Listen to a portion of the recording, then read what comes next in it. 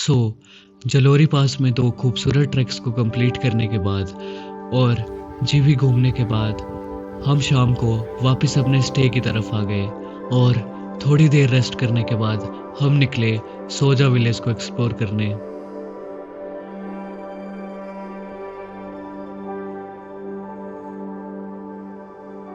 This is part 2 of the GB series और GB से ऊपर मेन रोड से लगता हुआ एक बहुत ही सुंदर सा गांव जो किसी टाइम पे एक अंडररेटेड और ऑफ बीट गांव हुआ करता था, लेकिन आज यहाँ आसपास काफ़ी होम स्टेज और कैफ़े खुल चुके हैं।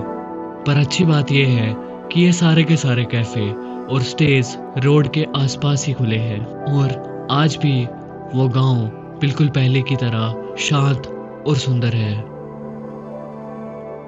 खूबसूरत वुडन हाउसेस और देवदार से ढकी हुई आमने सामने दिखने वाली पहाड़ियाँ जो इस विलेज को हर तरफ से और सुंदर बना देते हैं।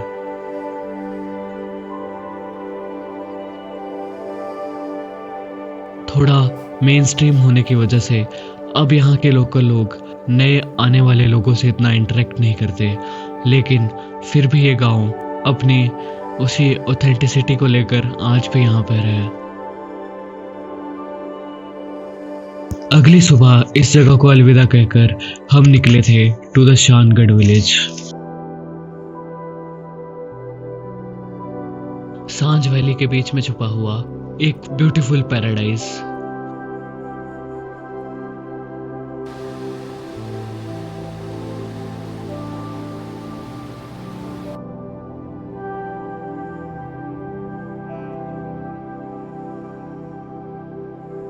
जहाँ प्लेन मेडोज, वाटरफॉल्स और माउंटेन व्यू सब एक साथ छुपा हुआ है।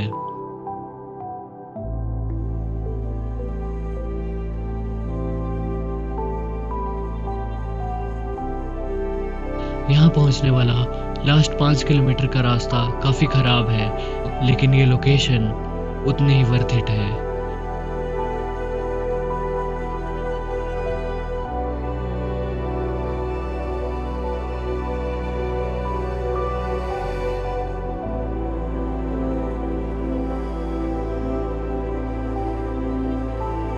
सबसे पहले शाम तक विलेज पहुंचते पहुंचते हम निकले थे सीधा विलेज के थोड़ी सी दूर एक वाटरफॉल की तरफ जो शानगढ़ विलेज के बिल्कुल एंड में छुपा हुआ है।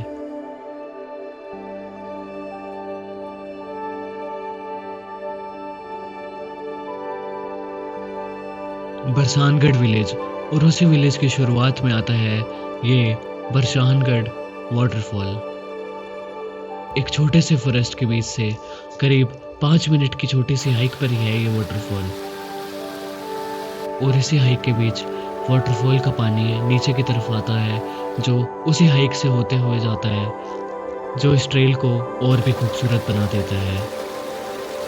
ठंड की वजह से इस स्ट्रीम का सारा पानी जम चुका था, जिससे हमें ये अंदाज़ा लग गया था कि ऊपर वाटरफॉल भी फ्रीज हो चुका होगा और ऊपर पहुंचकर हमें दिखाई देता है ये मेस्मराइजिंग सा फ्रोजन वाटरफॉल।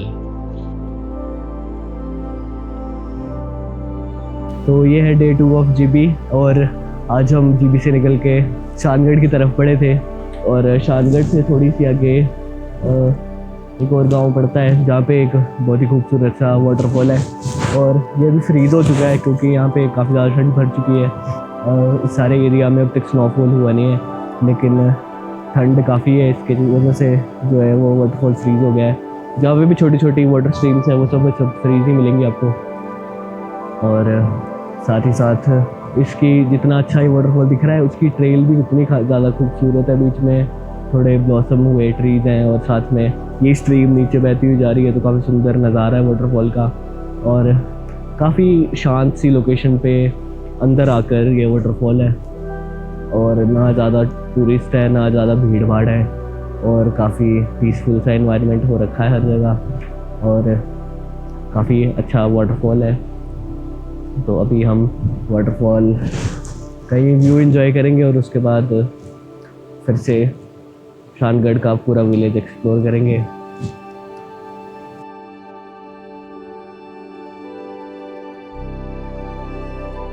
अगली सुबह शानगढ़ में होती है एक बहुत ही ब्यूटीफुल सनराइज के साथ इन दिस मड हॉस्टल।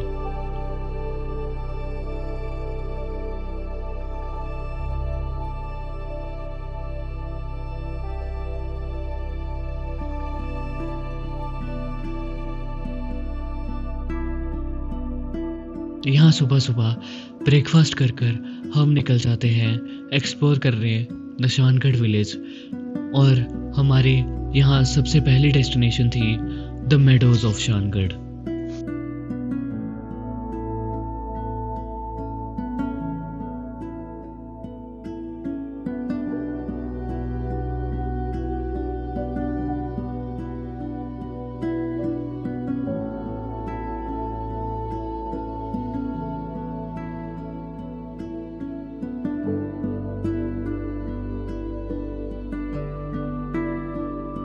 खूबसूरत और शांत लोकेशन, जहाँ के मेडोज और टेम्पल्स की स्टोरी उतनी ही यूनिक है जितनी इन पहाड़ों के बीच में इन मेडोज को देखना।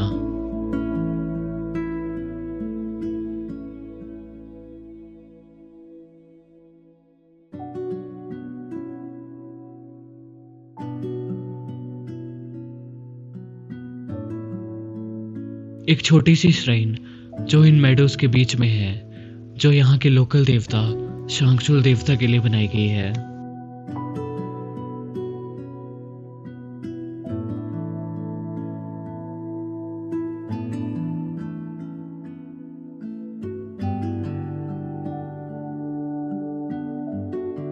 माना जाता है कि पांडवों ने अपने वनवास का कुछ समय यहाँ पर बिताया था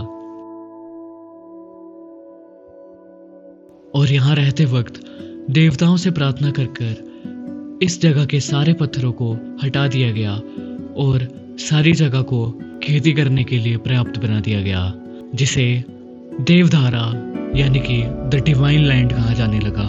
और इस जगह की डिविनिटी को बचा के रखने के लिए गांव वालों ने इन मेडोज के बीच में इस श्राइन को बनाया है जो शांगचुल देवता के लिए समर्पित है।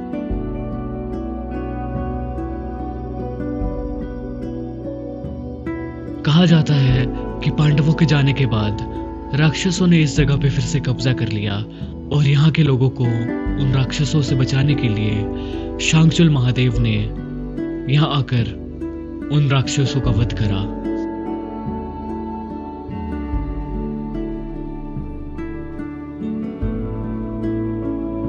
और इन्हीं मेडोज के बिल्कुल दूसरी तरफ शुरू होता है ये शांगचुल विलेज, जिसके अंदर है शांगचुल महादेव जी का टेंपल।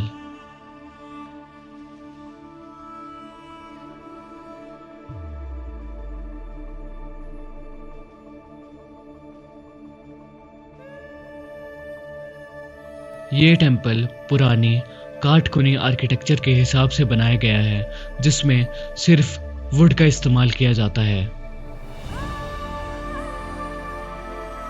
और इस मंदिर की कुछ अपनी यूनिक स्टोरीज हैं, क्योंकि माना जाता है कि इस मंदिर में महादेव खुद लवर्स को प्रोटेक्ट करते हैं और शादी करने के बाद जिन लोगों को सोसाइटी द्वारा एक्सेप्ट नहीं किया जाता वो यहाँ आकर शेल्टर रह सकते हैं और इस विलेज में जितना समय चाहें उतना समय व्यतीत कर सकते हैं। और यहाँ की लोकल पुलिस और अथॉरिटी भी उसमें इंटरवीन नहीं कर सकती।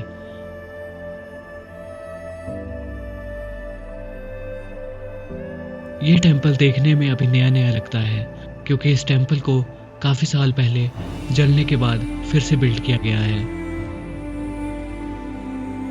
इस टेंपल का एक खूबसूरत आर्किटेक्चर और इन मेडोज से हटकर इस खूबसूरत विलेज के अंदर इस मंदिर का होना, जहां आज भी सोसाइटी से भागे हुए लोगों को शेल्टर दिया जाता है, ये स्टोरी खुद में इस जगह को काफी ज्यादा ब्यूटीफुल बना देती है।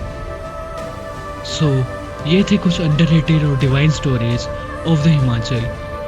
और ऐसी ही काफ़ी स्टोरीज इन्हीं पहाड़ों के बीच कहीं ना कहीं छुपी हुई हैं, और ऐसी ही स्टोरीज आपको हमारे चैनल पे देखने को मिल जाएंगी।